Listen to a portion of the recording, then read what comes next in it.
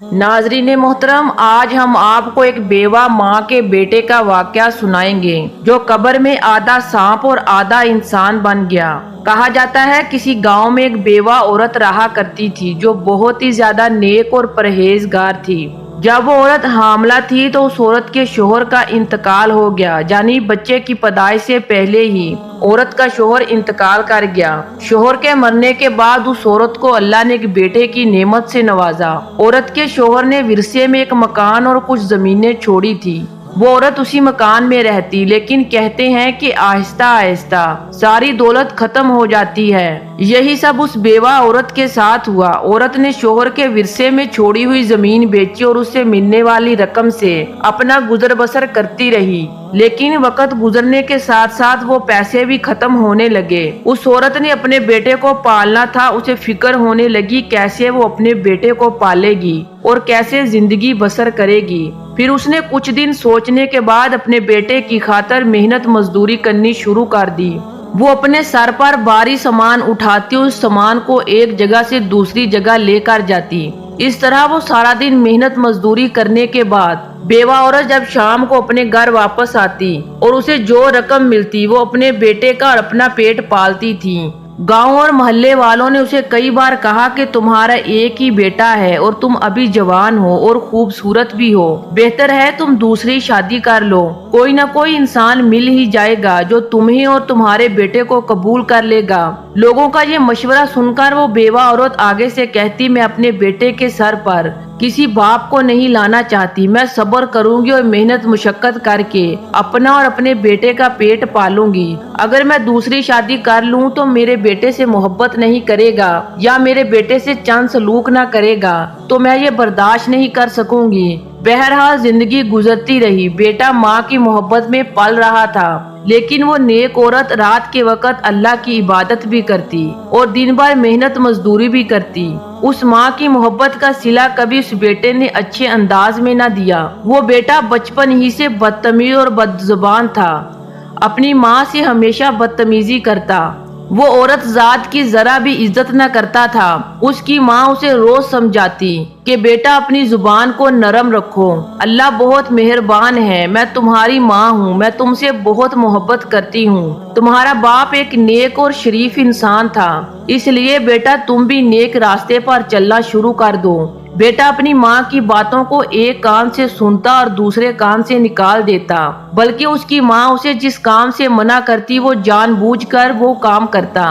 वो बचपन ही से बुरी सोहबत में बैठकर नशे करने की लत में पड़ गया था और नशा करने लगा था। उसके दोस्तों ने उसे बिगाड़ दिया था। उसकी मुलाकात एक दिन एक खूबसूरत औरत से हुई जो बहुत ही तेज तरार थी। उस औरत को पता था कि वो अपनी माँ का अकलौता बेटा है और उसके विरसे में एक मकान मौजूद है।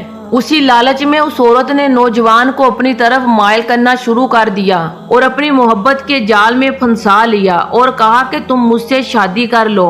देखो मैं इतनी खूबसूरत हूँ, जवान भी हूँ और तुम्हारी हर ख्वाहिश को पूरा करूँगी, मैं तुम्हारी देखभाल भी करूँगी। वो लड़का पहले ही बिगड़ा हुआ था। उस नौजवान ने अपनी माँ को बताए बगैर ही उस औरत से निकाह कर लिया।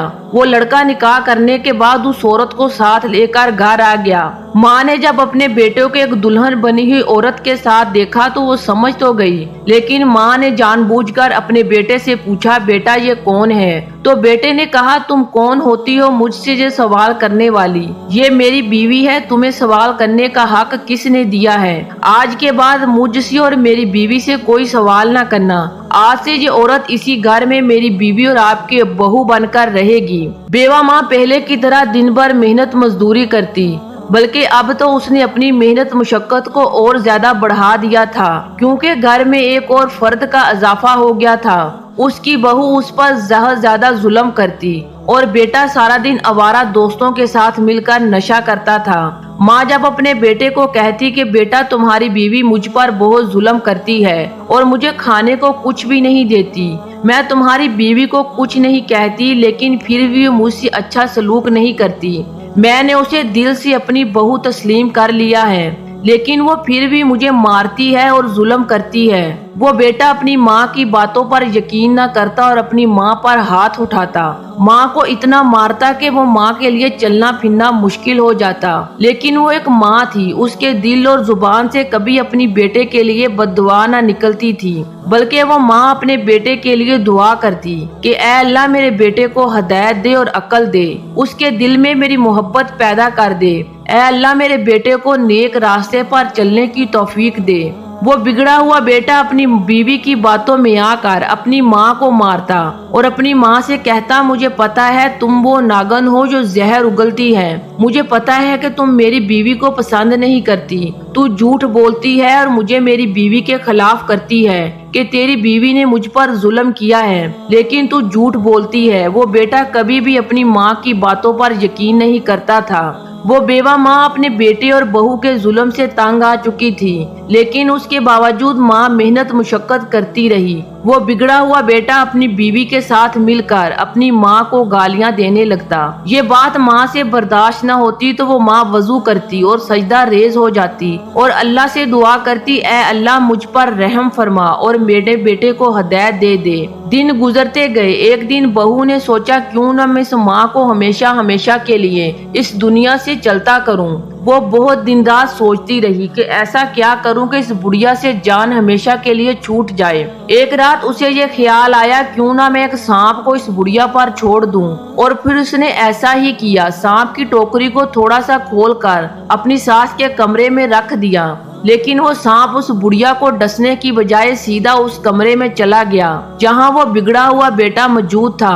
سانپ دیکھ کر وہ بیٹا خوف سے ماں کو پکارنے لگا۔ سانپ نے نہ ماں کو کچھ کہا اور نہ ہی بیوی کو کچھ کہا۔ سانپ نے صرف اس نوجوان بیٹے کو ڈس لیا۔ جب سانپ نے اس بیٹے کو ڈسا تو وہ تڑپنے لگا اور تڑپ تڑپ کر مر گیا۔ بیوی جب صبح اٹھی تو اس نے دیکھا اس کے شوہر سے منہ سے جاگ نکلی ہوئی تھی۔ وہ سمجھ گئی کہ وہی سانپ جس کو اس نے ساس پر چھوڑا تھا، اس سانپ نے اس کے شوہر کو ڈس لیا ہے۔ وہ زور زور سے رونے لگی اور چیخنے چلانے لگی کہ میرا شوہر مر گیا۔ اس کی ساس نے جب سنا تو دوڑتی ہوئی آئی اور دیکھا کہ جوان بیٹا مر چکا تھا۔ سانپ کے زہر کی وجہ سے اس لڑکے کا پورا جسم نیلا ہو گیا تھا۔ اس لڑکے کی چہرے کی حالت اتنی خراب ہو چکی تھی کہ کوئی بھی شخص اس کے چہرے کو دیکھنا پسند نہیں کر رہا تھا۔ خیر کسی نہ کسی طرح اس کو دفن کر دیا گیا۔ ماں تو ماں ہوتی ہے، ماں کے دل کو سکون نہیں آ رہا تھا۔ وہ بیوی جو اپنی ساس کو مارنا چاہتی تھی، اس کا شوہر اس دنیا سے چلا گیا۔ شوہر کے انتقال کی وجہ سے وہ خوبصورت عورت کا ذہنی توازن خراب ہو چکا تھا، لیکن وہ ماں اپنے بیٹے کو ہر وقت یاد کرتی اور روتی رہتی تھی۔ ایک رات ماں کے خواب میں وہ بیٹا آیا اور پھر ماں نے کیا دیکھا کہ بیٹا ایک ویران کمرے میں ہے۔ کمرے میں ہر جگہ کانٹے اگے ہوئے ہیں، ان کانٹوں کے درمیان بیٹے کی قبر ہے۔ اس کی قبر میں آگ جل رہی ہے اور وہ آگ آسمان سے باتیں کر رہی ہے، اور وہ آگ دنیاوی آگ نہیں بلکہ جہنم کی آگ ہے۔ پھر ماں نے کیا دیکھا کہ بیٹے کی قبر پھٹی اور قبر سے ایک انسان نما سانپ باہر نکلا، یعنی اس کا آدھا جسم سانپ جیسا تھا اور آدھا جسم انسان کی طرح تھا۔